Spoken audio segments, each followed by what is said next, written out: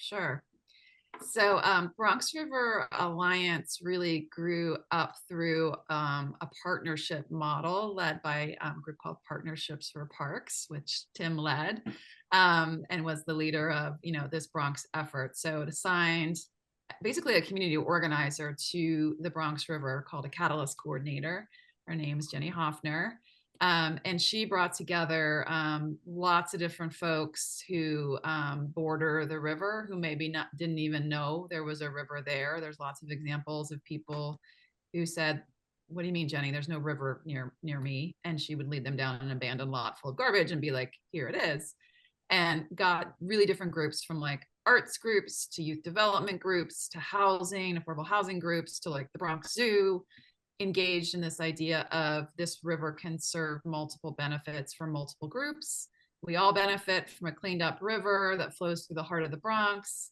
And so it really kind of grew out of that community activism for the river, and real sense of Bronx pride that the Bronx deserves better. And was so that effort what kind of went on as a working group, kind of informally, for about 4 or 5 years. The group was very successful, raised about $30 million for capital improvements. I believe that actually grew into 60, and decided to form a separate entity to, steward those resources and ensure that the community vision for the river was really carried through implementation. So when the group was formed in 2001, it took time to look at a bunch of different models around New York City and in other areas, and kind of landed at that point on the model of Prospect Park Alliance, which is one of those conservancies like Tim mentioned. It was one of the early pioneers in this kind of partnership field.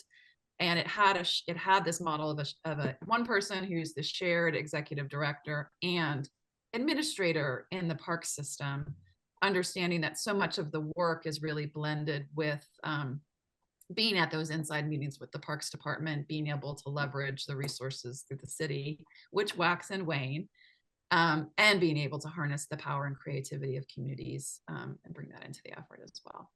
And just to clarify, that's the person is chosen by and is accountable to the not-for-profit or NGO board of directors, but also is chosen by and accountable to literally the government parks commissioner as well, which is an unusual hybrid structure. Okay, so thank you for that intro. Tiara, do you want to talk a little bit about the Pitkin Avenue bid? Sure. I would love to show a map. Yes, I can. Okay, great. My name is Tiara Mack. I am the executive director of the Pitkin Avenue Business Improvement District. We were established in 1993, and we are located in Brownsville, Brooklyn. Our block faces are from Howard to Mother Gaston, as you can see on the map. And maybe you can't see that well. Let's see. Howard to Mother Gaston on Pitkin, and then Rockaway between Belmont and Glenmore. There are 200 businesses or so in our district, mostly dry retail. We are in a limited capacity of open space. We only service one open space area in our bid, which is Zion Triangle, located here. And I'll talk more about that later. And basically what our organization does is support the businesses through merchant initiatives, such as we did a really cool window revisualization project where we actually redesigned some of the windows in the older Pitkin Avenue businesses. We did a commercial district needs assessment in partnership with the Department of Small Business Services back in 2019. And from the data that was recommended from the Department of Small Business Services, we went on to help our businesses with marketing because they described that as an issue that they're having. Because we are in Brownsville, and Brownsville had an unemployment rate of COVID way before COVID, we do job fairs and small business resource fairs, which directly target our businesses and our residents. We have done makerspace workshops in partnership with some of our small businesses where we have paid the business to actually teach classes to the community members so they can learn long-term skills such as music productions or screen printing. And that's just a little bit about our org and some of the things that we've done. And about how many full-time or part-time employees do you have? What's the size of your budget? Our bid is really, really small. Our assessment budget is $225,000. And it has been that for the last 14 years. But our operating budget for the last 6 or so years has been between 400 and last year was about $800,000 just through leveraging grant opportunities, mostly through the Department of Small Business Services. And we also do the New York Main Street program, which revitalizes storefronts. And our team. So we typically hover around a team of 2, but I have been able to leverage Medgar Evers interns. So Medgar Evers has a BRC program where they want to put their students with nonprofits and for-profit businesses in the Brooklyn community, and they actually pay those interns, so the bid doesn't have to pay for them, but they learn a ton. So I had 2 paid interns last year, as well as a community engagement coordinator, and I had a program manager that was funded through the grant. Right now, I have 1 intern, a community engagement coordinator, and then there's me. Fabulous. And then the grants from the small business services, are they to implement specific programs? Are they open-ended grants? Are they fee for services in terms of things you're supposed to do in exchange? And that's the small business services is the portion of city government which supports obviously small businesses. So it's essentially the focal point for neighborhood-based economic development levels at the level of sort of helping small commercial enterprises. Yes, you explained it all great. So we've had a series of grants through SBS, and one of them being the Neighborhood 360, and that was a capacity combined with a programming grant, and it was to address the issues that were defined in our commercial district needs assessment. So that was activating public space, supporting the merchants with business resources, which we've done. And then we've had the small bid grant, which was relatively new. That happened last fiscal year. And that was more open-ended. Of course, it came with restrictions, but we were allowed to be more creative with that grant and address some of our longer term issues. Like, for instance, this bid, we typically, because our budget is so low, one of the major components of bids is beautification, safety, and cleanliness, right? So our sanitation hours when I started was 49 hours. Not only did we utilize our discretionary funds from City Council and increase those hours to 75 hours the following year, the year after that, we increased the hours to 106, leveraging our council discretionary funding and the small bid grant. So, yeah. Oh, go ahead. No, I was just saying, so though, though the small bid grant was pretty, you could do a lot of things with it, we did decide to tack one of our buckets to be very specific to an issue that we have been facing, and it is a bid fundamental function. In addition to that, we also did a horticulture society contract and purchase additional tree guards through some of our grants. So we covered a lot of ground last year. I can't even believe some of the things that we undertake with only a team of like 3 to 5. It was a fascinating fiscal year, I will say that. It seems amazing. One other thing you mentioned, councilmanic discretionary grants. So within our city council, they sometimes have the ability to give grants for either physical and capital projects or for programmatic things. What was the nature of the grant that you got from your local elected official? So our local elected officials have been very large supporters of the Business Improvement District. So historically, we have, and this is all public information, so historically we have gotten up to $95,000. The majority of it is for cleanup. So that's to supplement our existing cleaning services. And then the other portion was for neighborhood development initiatives, whether that's bid expansion or marketing, public space activation again. And we have used it also to market the bid and explain to the community, like, what is a bid? We've been around since 1993, but because we are in a community that's not accustomed to even having a bid, even though they've always had one, I think the education has been a bit distant. So we have been reiterating, like, what a bid is actually for. Like, we do Christmas tree lightings and we have the holiday lights and we have these fun events, but essentially what we're here to do is support the businesses so that we have a robust social and hyper local economic system within Brownsville. And it also seems to me that it's indicative of your broader, even though you're serving the core entities that pay your bills through the Business Improvement District mechanism, which is the store owner, the property owners, and the storekeepers, that The fact that you're getting general funds from your local council member suggests to me, at least, that you have broader political support from the community because you're able to get those funds. Yes, we do. And even we weren't funded by the Brooklyn Borough president, but we had an event titled Black Owned Brownsville last year where we celebrated Black owned businesses during Black History Month. And the Brooklyn Borough president came out to our event. So I think that the bid has, again, historically done a lot of events and have done a lot of work. And then with new leadership, which is myself, because I started in 2021, I think we were able to really rethink about what this bid's function is and create a more comprehensive community and political support to our initiatives and our programming. Before we get to Camelia, I just wanted to circle back to Maggie. Now, we just heard from Tara an example of where the agency that essentially oversees and supports business improvement districts gave some grants. Has the Bronx River Alliance ever gotten direct grants from the Parks Department, or have you been able to marshal support from either elected officials at the city level or the state level for some of your projects? Right. Interesting question. And that's so impressive, TR, what you're doing over there.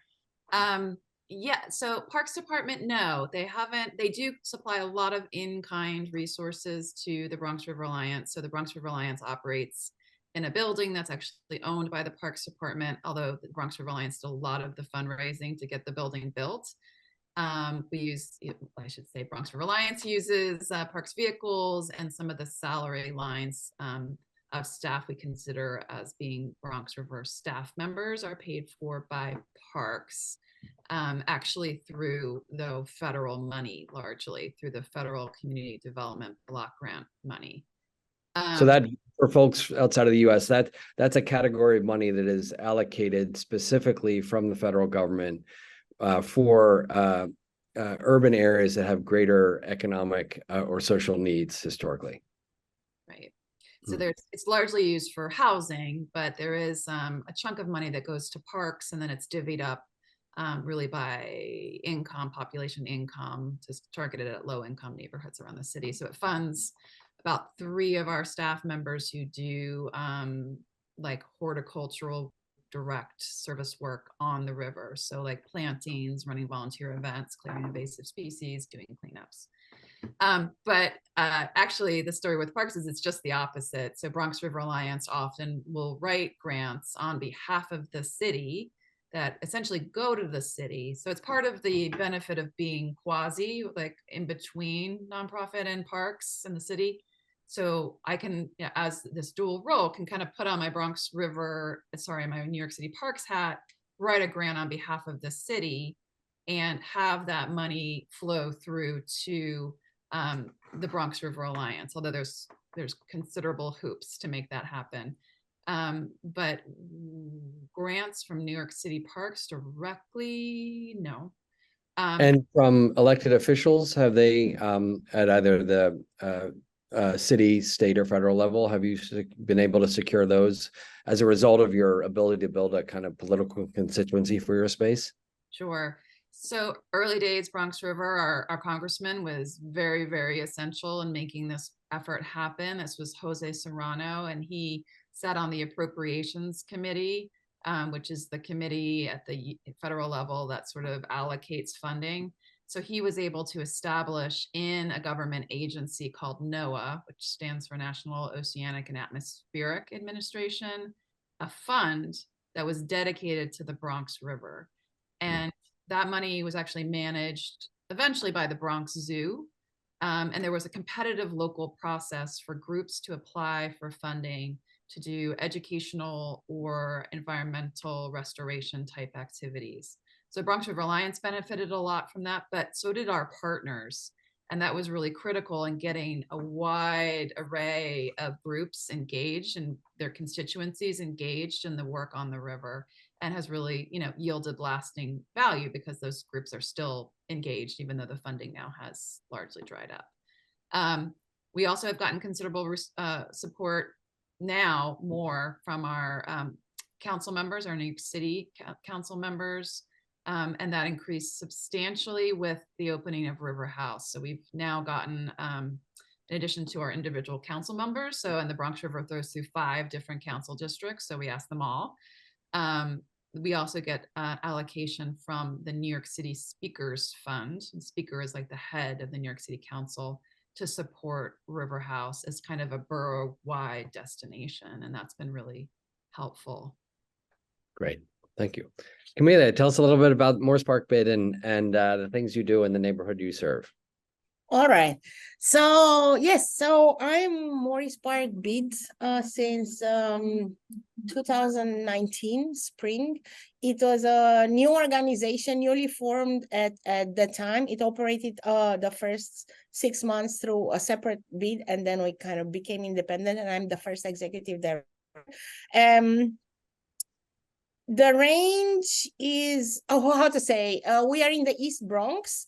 The bid has been in formation for an extremely long amount of time, about 6 years. This is just to tell you also how complicated and complex the bid formation process is, which I believe is very relevant to the conversation in the sense that you look at the map of bids on the New York City map, and in Manhattan, they be like this, intertwined almost in Midtown Manhattan, while in other parts of the city, they are kind of like little islands of prosperity and more care for the public domain.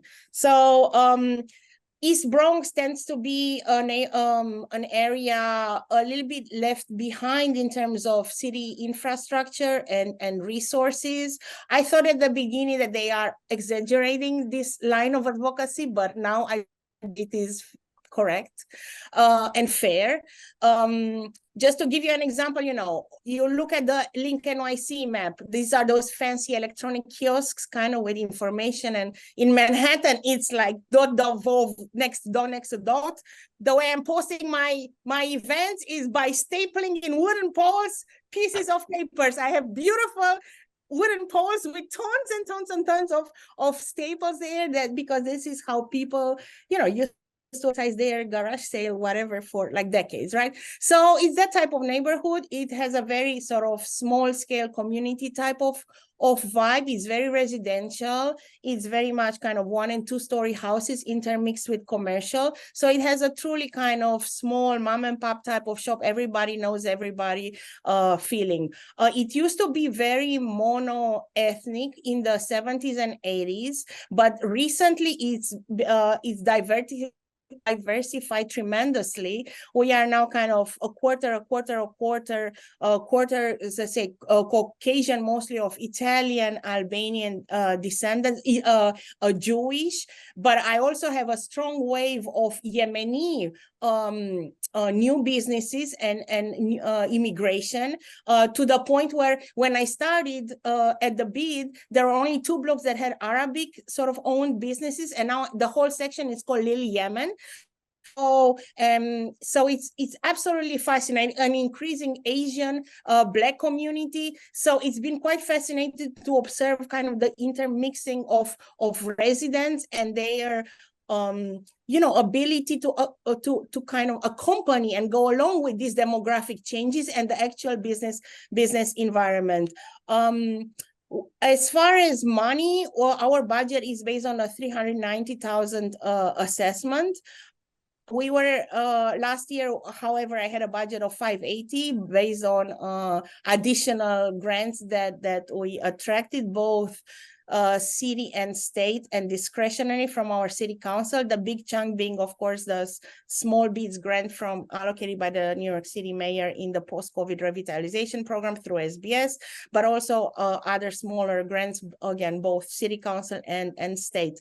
We are in an excellent position as far as ability to handle grants. I feel like a lot of it probably due to also my own sort of nonprofit background. All my life I've been applying for grants and know the deal, sort of say. But the challenges that we are facing are honestly strictly in terms of like, how to say, I cannot like aspire to compare myself Lincoln Center with Times Square, but in my mind, I do. And then when I come down to the ground, I have my wooden poles and my jungle of wires and that kind of thing. So it's the city infrastructure that in a way, I feel like, how to say, that not that it doesn't keep up, but it doesn't help me too much, right? In fulfilling things that maybe I would be able to do with the extra money, et cetera, et cetera. Having said that, we do make a difference in the community. It took a while for them to learn, as Tiara said, that like we are not a merchants association, right? We are also not government. We are also not a like whatever other regular type of nonprofit. It's like Maggie said, like they are a mix. We are also kind of a hybrid animal, but this gives us, in my perception, a lot of advantages in terms of better understanding of the city, having still some sort of additional mobility, right? And flexibility and speed of reaction, sort of say. What else should I tell you? So I have, my bid is long. It's 21 blocks. And my biggest sort of geographic and structuring disadvantage is the fact I do not have a single plaza or like gathering point or nothing. I have a line cut in 21 slices. So my playground and place of events and whatever is literally the sidewalk in front of a business, wherever I choose to be on my corridor. We did recently made a substantial step forward in the sense that a park, Loretto Park, that was under COVID, under massive reconstruction, reopened recently. It has kind of like a multi-purpose area. So that's what we are using now for large events. We started using it very successfully this summer. We had like 4 or 5 movie screenings. We had 3 or 4 separate events. Now I'm doing my very first tree lighting with a fancy new gigantic tree that costed me a fortune on a grant that I don't know if I still have. Thank you, SBS. Blaze, sorry, no size, no shade, but I'm just saying. For example, the grant for the current year, fiscal 24, that I am planning to charge this big expense on which I have the tree lighting in a week.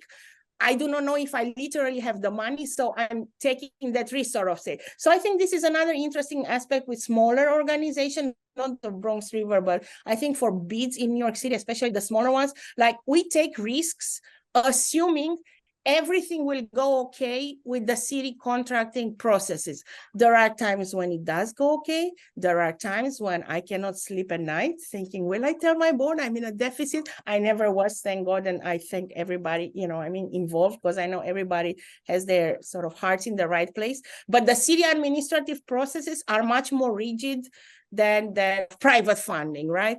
So what I'm extremely proud of, though, is that our bid and my board sort of understands that we are an organization that kind of wants to move the area forward, right? Like it's not, I'm just from district to district. This is the people who give me the money. I will not do nothing else except answer Debbie Jackie is more of this. So, and I feel like we do, so, and there are very large citywide infrastructure processes happening right now, notably the extension of a Metro North line that will connect all of a sudden East Bronx to Central Manhattan. It's believe it or not, the Bronx had a track going through it, but they didn't bother to put up stations for the train would not stop in the Bronx, because nobody thought, I guess, back in the day that people on the Bronx have to commute south to Manhattan and the city to their jobs, or north Westchester. So they will open 4 new stations, being more smart.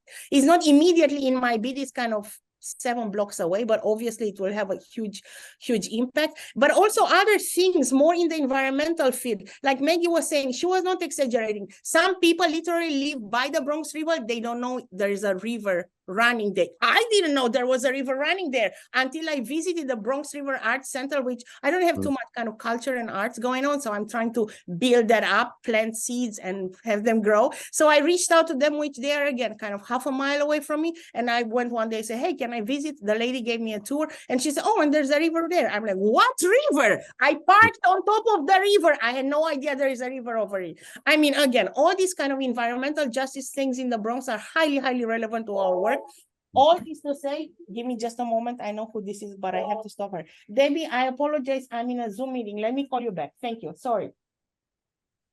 You are work. You are defining multitasking. Yeah, I know, right? Yeah. So, yes. So just one more thing and I will close. So again, this whole issue of sort of, it may not seem directly related, but it is. Environmental justice, diversity in our communities, opportunities for better lives, all of these things are interconnected to our work. From the Bronx River Alliance to a bid, any bid, right? Like all of these things are happening. The Bronx has the highest asthma rate in the country, highest child mortality. Black women die at birth 9 times more than other ethnicity. I mean, how can I say? Our statistics are horrible. This was in this morning because the Bronx Borough President had an issue on Black maternal mortality. Anyways, so my point being, we are engaging in advocacy in the big project, in the capping the Cross Bronx. The Cross Bronx is like a neighborhood and a half away from me. I care. I get engaged. I speak with the other bids for all of us to care and help them with whatever their surveys, etc. The Metro North project, again, huge, gigantic $billions of worth of project. I care how they will set up the station that is called Morris Park, because that will give another gateway into my corridor for my businesses to benefit from that, not to be like an ugly, unwelcoming place and all of that. So this is kind of who we are as Bronx. Yeah. No, that was a great introduction. Also, just for folks beyond New York, the reference to Metro North is a suburban commuter rail line that literally took people from the suburbs to Center City, but didn't have stops in the Bronx. That's being added now. Her reference to the Cross Bronx was one of these neighborhood and borough destroying highways that cut through the Bronx and really destroyed it. And there's conversations about capping that. And I think that the points you raised about the interconnectivity with urban and health issues is very relevant.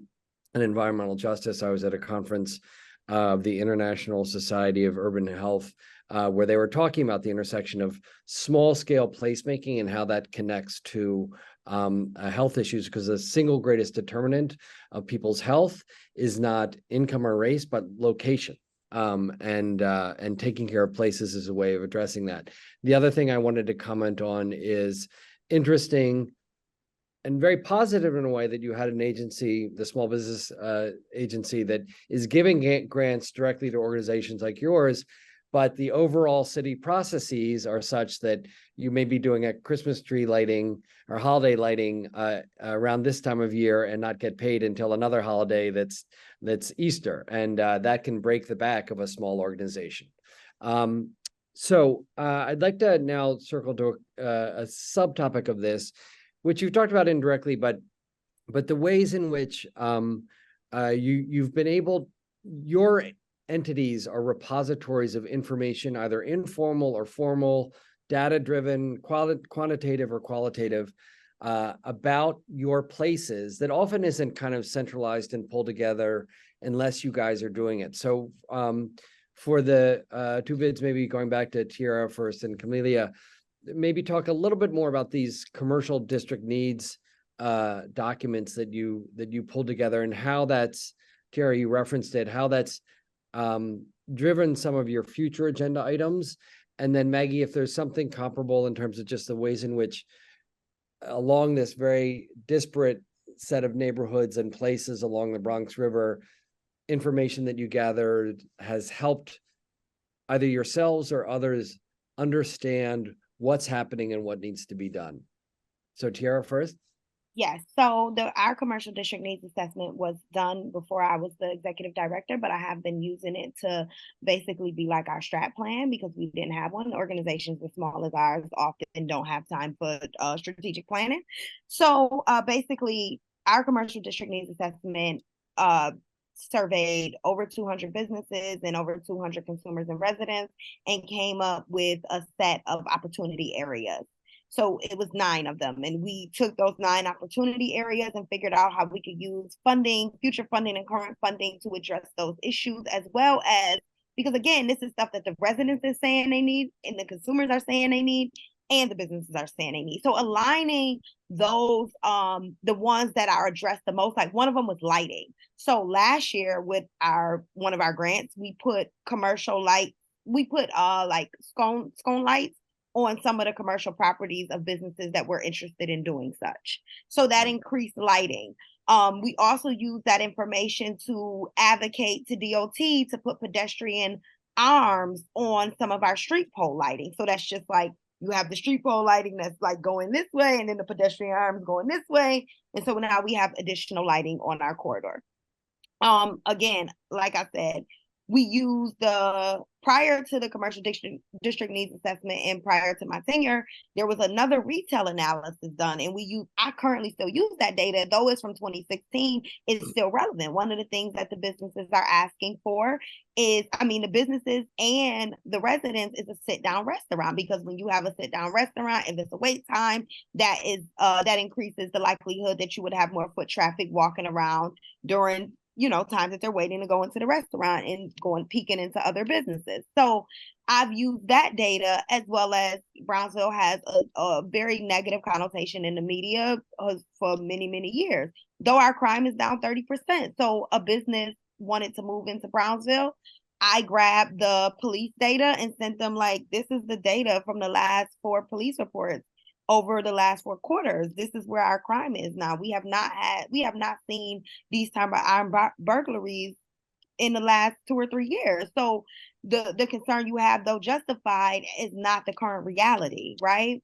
So just being able to use any type of data sources, whether it's the commercial district needs assessment, as well as police data, as well as our community needs assessment that is done at the community board level, and using that to using that data to actually talk about the things that is needed in the corridor and how we plan on addressing those needs through our different opportunities. Very, very interesting. I want to ask, with respect to the lighting, and you said that there were the things you focused on were things that the businesses were interested in, the residents were interested in, the community was interested in. Was the lighting, and one thing that many people don't know about business improvement districts is that even though they collect money from individual properties, they're legally barred from spending that money on an individual business. It really, they're taking care of the public spaces in between the businesses to create a general environment that nurtures vibrancy and economic activity. With the lighting, was that a mixture of concerns about, obviously, if a business has more lighting on it, it's more visible. Was it also related to concerns about just safety and creating a better place, or what were the drivers of the interest in lighting? Safety was a top priority. And in addition to that, a lot of our businesses close early, which is very complicated, because a lot of our residents travel outside of our district to work. And so by the time they come home from work, they don't have anywhere to shop, grab food, because our businesses are closed. So one of the questions was along the lines of, and this was in another survey, not actually the CDNA, was if we had more lighting, we would probably stay open a little later. Businesses identify this, and consumers said something very similar, that if we had more lighting, we would shop on the corridor at later times. And in addition to that, we do the New York Main Street program. And one of the initiatives of that program is to provide open gates, where 75% of the gate is open opposed to a closed gate. So then you back in and tell the businesses, maybe you should get LED lighting and keep that on, for several, especially if you do the times, you could keep it on. Even if you close at 7, maybe we keep those lights on till 9, so that people that's walking down the street from the bus can have additional light. And I think that is a community care aspect too, showing that the businesses, while the businesses may not be able to provide deep discounts and things of that nature, but if a business decorates their storefront for the holiday time and have additional lighting, that is a mutually exclusive benefit for both the businesses and the consumers and the residents, because it's showing that you actually care about this community. Just to clarify something, when you talked about gates, those are the gates, that the metal things that get pulled down to cover, say, a glass storefront, and so you're saying part of a grant or an initiative is, rather than have just those closed dark spaces, you have the things that protect a business from being broken into or vandalized, but you can see through them to see the windows in the shop behind them. Is that correct? Yes. Great. And in 2026, I believe the city is mandating that all businesses have those gates. So there will be very few closed gates in New York City in the near future. Right. Camila, do you want to talk a little bit about your need statement or any other data and information you gathered and how that has affected your priorities and processes? Sure. Yeah. So this needs assessment. So we this is my, I can't say it, but doesn't matter. We did it in the first year of COVID. So this needs assessment, we all get this 3-year grant from SBS, which is actually federal money. And a very structured process of data gathering, extremely structured process, which of course I hated at the time, but I love now.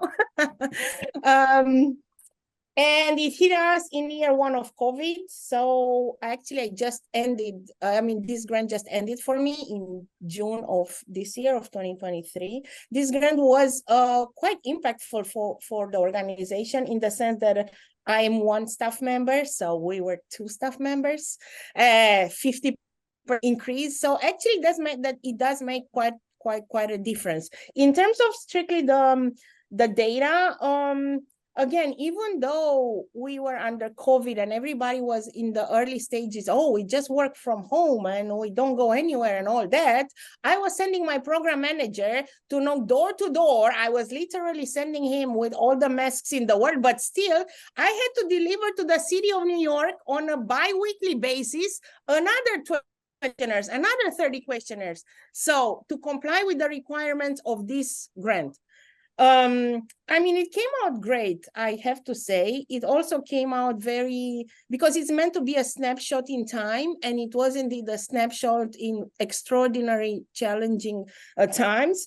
And I still use it very much. It's in a way similar to TIER, essentially for advocacy. If I go to an elected official and say, hey, if you find some extra money budget next year for the Morris Park Avenue commercial corridor, look what my need is. I don't know, 80% of the people surveyed said that we need additional beautification. And it did help me both this year and previous year and the previous year, because I got additional money indeed, both from the city council and state to, for example, run out what I believe is the largest horticulture program in the Bronx.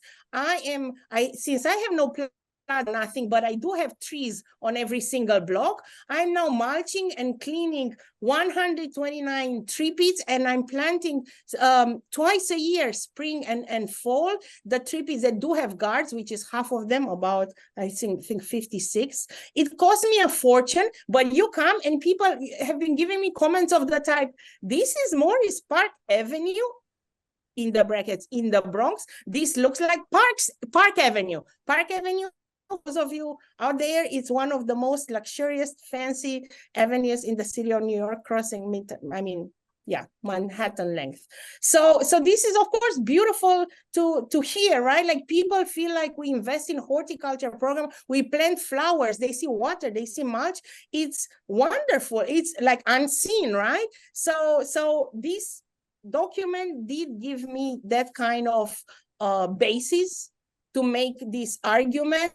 Don't have other things. I don't have a statue, a sculpture, some sort of thing together. So let's beautify throughout, right? It's a need of the community. It also gives me a lot of base for,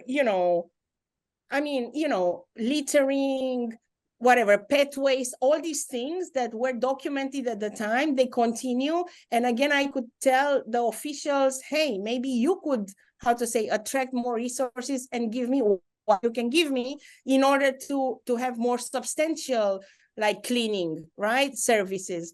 Having said that, I do want to point out also to the fluctuations in city budget, which have an immediate impact on all of us. We are told, oh, there will be a grant, and then you hear, oh, maybe the grant is smaller than we originally thought because the city has to cut. So then the agency has to cut. So then your grant is not 100,000, but maybe it's 80 or 75. And to me, on my budget, to cut me $20,000, there are things I will need to cut. I will plan for 10 things, and all of a sudden, no, I will only do 7. So it makes a very immediate difference. And it just popped into my mind in terms of littering and dog waste, because, for example, we were told now, like about a month ago, that the sanitation budget will be cut, and we will kind of have to figure out our own picking our own garbage. Mind you, all beads do supplementary sanitation, meaning we use this, city of New York collects the trash, but we wrap it up, and the extra trash, we clean the sidewalks and we put it in bags and they collect. And if they let me do, I don't have the capacity to handle my, the public waste on Morris Park Avenue. Still the city of New York that has to take this public function through the Department of Sanitation. So things, and now the mayor just announced, I think a week ago, no, sanitation will not be touched, NYPD will not be touched, and I don't know, another agency. So I was like, breathing a sigh of relief. Oh my God, thank God.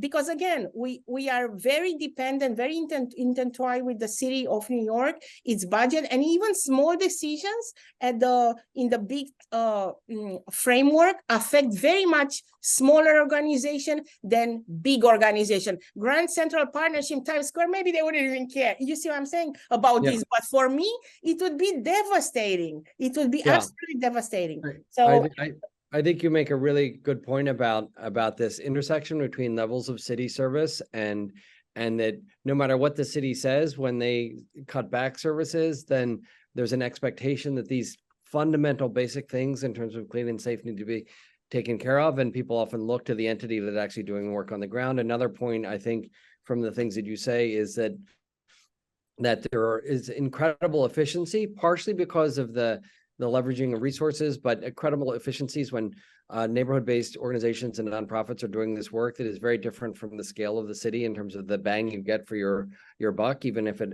initially is public dollars. I want to also just acknowledge Blaise Backer, who's in the audience, who helped formulate some of these innovative grant programs. And Blaise, if it's possible to put in the chat, there was a comment made about it was actually federal money that supported some of these commercial district need statements. So if you're able to explain just sort of the sources of that money, that I think is an interesting thing as well, how just like Maggie talked about, how some of these federal funds find their way through the city down into some very good purposes at the local level, not without tons and tons of bureaucracy and process. Maggie, I'd like to ask you just to talk a little bit about your use of information, and then I saw a question or two in the chat, and we'll get to those as well. Yeah, sure.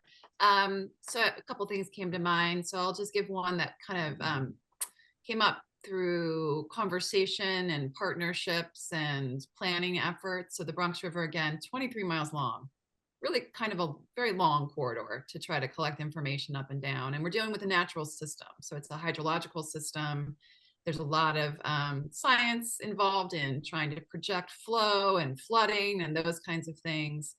So the issues that we see in one area of the corridor in terms of ecological impact are very different than we see in different areas. So for example, downstream, where Bronx River Alliance has traditionally focused most of its work, the issues are around trash. Trash is an issue, right? And if you don't pick it up at the street, it goes down into your local waterway. So we do have a lot of trash in the Bronx River that constantly needs cleaning up. We have a lot of bacterial waste in the river that comes out of the city's combined sewer system. And we have low dissolved oxygen. So we're really focused on those kinds of water quality metrics that are important for environmental and human health.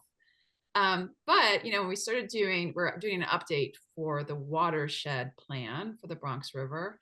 And through that process, we've been having a lot of community charrettes up and down the river. And, hearing more from folks in Westchester County, in particular in a particular spot in Yonkers, where flooding has become a huge issue, particularly around these, we call them cloudburst events, these really intense rainfall events that cause this incredible flooding that we've been seeing happen more and more frequently. It's also having a big impact on the river and on some properties that are really adjacent to the river. So that kind of comes up through conversation, right? We kind of hear people's concerns. What is your biggest concern on the river? We collect data on that. And we learn from each other, and sometimes we're surprised, or sometimes we didn't realize we had a blind spot about the flooding that's happening in this particular district. I will say we also do, in terms of quantitative data collection, we do a lot of water quality monitoring in the river. We have a volunteer program that goes out and collects samples, and we analyze it. And I think people usually think the Bronx is like where you're going to see the worst water pollution. You know, people have all these associations with the Bronx, maybe kind of like Brownsville, Tiara. You know, but it turns out that actually the worst water quality is up in Westchester County.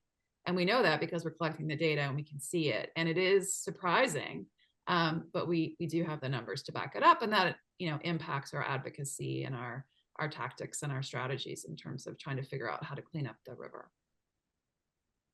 Great. So we don't have too much time left, but I wanted to pivot off of a question that was asked, which was initially to Camelia, which is, I like how you describe your bid as a line with 21 slices. How can policymakers address the lack of open spaces in your bid?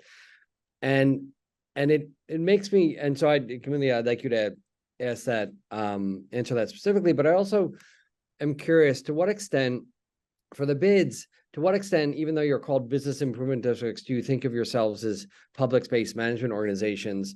And then Maggie, to the extent that the Bronx River Alliance is a river or a parks organization, you think of yourself as a community vibrancy or economic development, you know, tool or entity as well. So to the extent to which you kind of think of yourselves as doing work that's beyond, in a sense, what's in your name. So Camelia first, and then Tiara and Maggie. Yeah, I mean, the question on lack of public open spaces is kind of my day-to-day my day-to-day question. I mean, I have to say though, like, with a little bit of sort of innovative thinking and with a lot of partnerships with people in city government, particularly the parks department, you can actually get a lot of you know, a lot done in terms of creating events, happenings, kind of interest, right? Because what you want is for people to gather, share time together, enjoy their time, get hungry, and go eat at the local restaurants, right?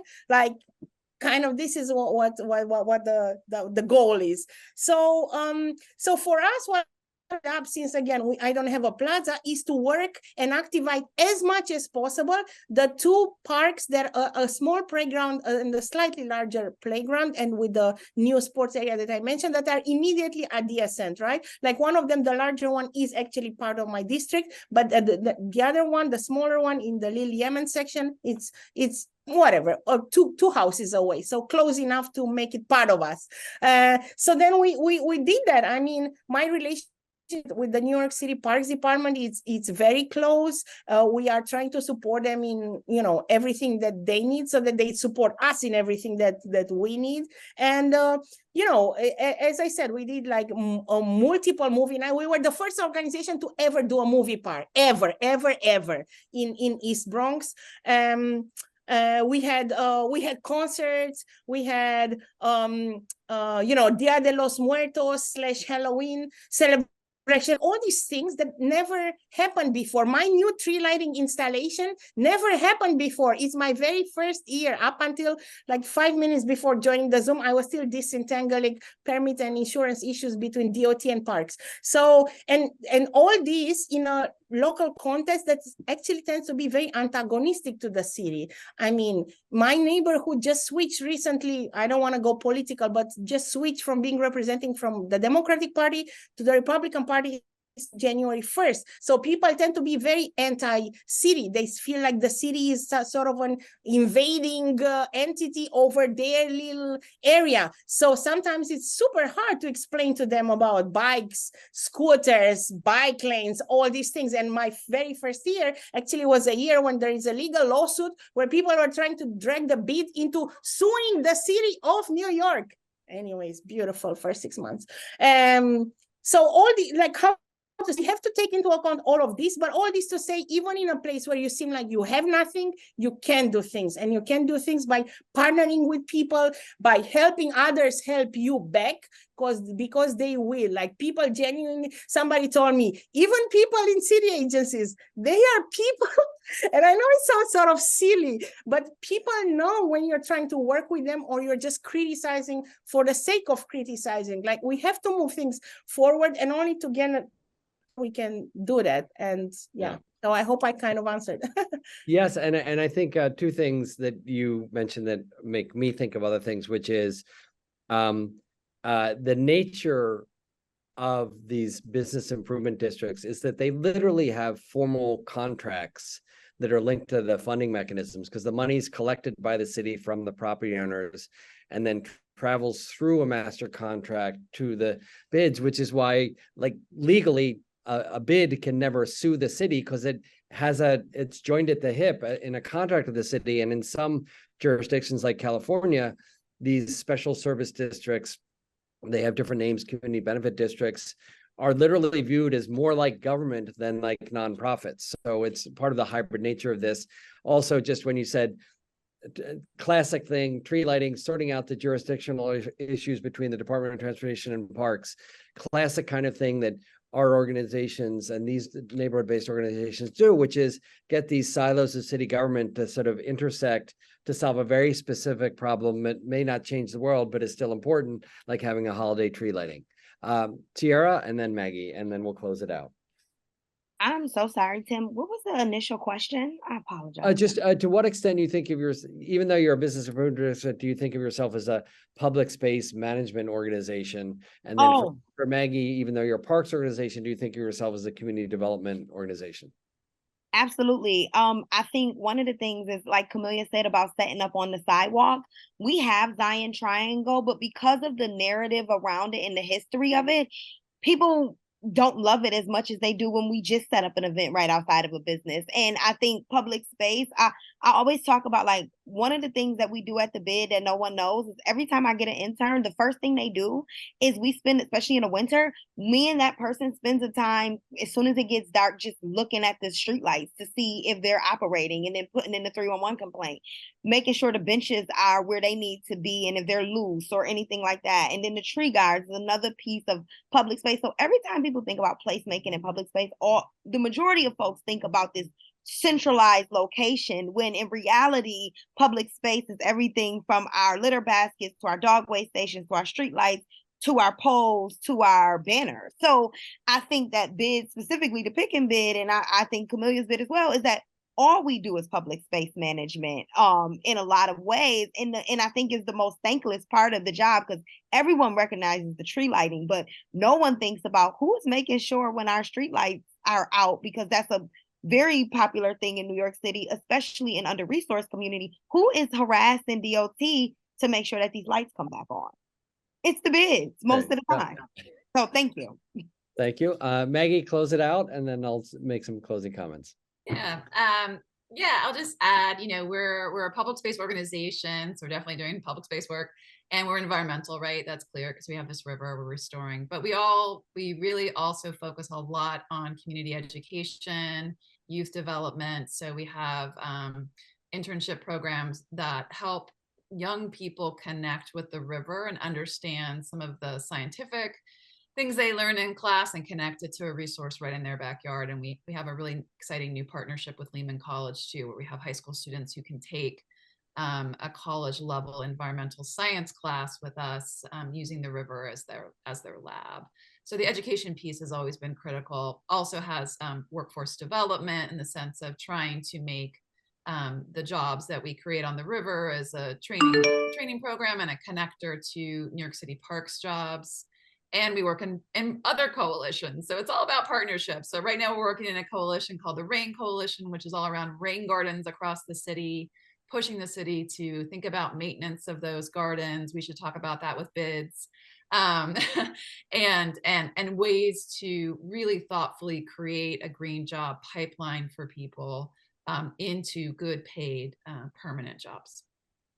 Great. And thank you all for taking the time. Thank you, Georgetown, for allowing us to have this conversation as part of a much larger global conversation about the evolution of place management and the ways in which neighborhood-based NGOs are making a huge difference in their cities, not just with respect to classic economic development, not just with respect to environmental issues, but really creating vibrancy in every sense, channels for jobs, equity, and many other things. And there's more things that we need to do, some of which have been identified today, to support these entities and to make the model work better in more places and in more ways. So thank you all very much.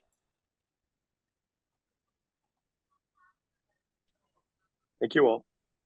Tim, thank you, Paul. Thank you. Bye, Camelia and Tiara and everyone. Thanks for joining.